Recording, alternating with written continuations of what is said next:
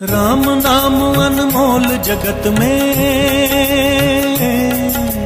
राम नाम अनमोल जगत में, प्राणी कर ले ध्यान के बेड़ा पार करे हनुमान, बेड़ा पार करे हनुमान, पार करे हनुमान, बेड़ा पार करे हनुमान, पार करे हनुमान, बेड़ा पार करे हनुमान।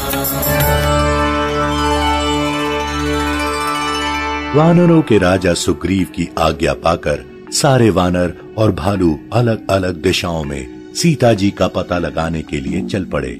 सुग्रीव ने अंगद, नल, नील, जामवन और हनुमान जी को दक्षिण दिशाओं में जाकर सीता जी की खोज करने के लिए कहा।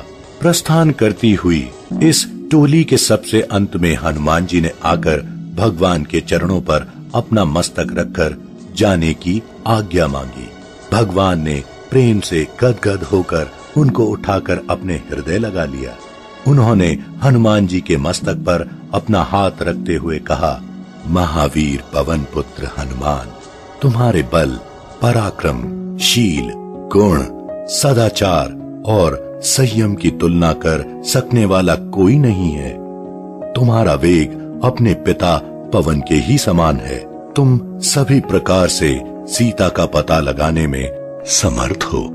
मुझे विश्वास है कि तुम अतिशीघ्र ही उनका समाचार लेकर यहाँ लौटोगे। तुम मेरी एक बात ध्यान से सुनो। सीता ने तुम्हें कभी देखा नहीं है। तुम मेरे ही सेवक और दूत हो। सीता को यह विश्वास दिलाना आवश्यक है। इसके लिए मैं तुम्हें अपनी मुद्रिका अंगूठी देता हूँ। इस पर मेरा नाम लिखा हुआ है। सीता इसे भली भांति पहचानती हैं। इसे सीता को देकर मेरा सब संदेश उनसे कहना। तुम उनसे कहना कि मैं दिन रात उनका ही ध्यान किया करता हूँ। उनकी सुधि मिलते ही मैं बिना एक पलक विलंब किए रावण को मारकर उन्हें अपने पास ले आऊंगा। उनसे यह भी कहना कि मुझे इस बात का भी भली भांति पता है कि वह भी दिन रात मेरा ही ध्यान करती हैं, सदा मेरा नाम जपा करती हैं। उनका मन सदा मुझसे ही लगा रहता है। मेरे वियोग से उन्हें जो अपार कष्ट है उसे भी मैं भली भांति जानता हूँ, लेकिन उन्हें इन बातों से जरा भी घबराना नहीं चाहिए। अब उनके कष्ट का समय बीत चुका है। अब शीघ्र ही उन्हें मेरे दर्शन प्राप्त होंगे। मेरे परम प्रिय हनुमान, इस प्रकार तुम सब तरह से सीता को सांत्वना देकर आश्वस्त करना।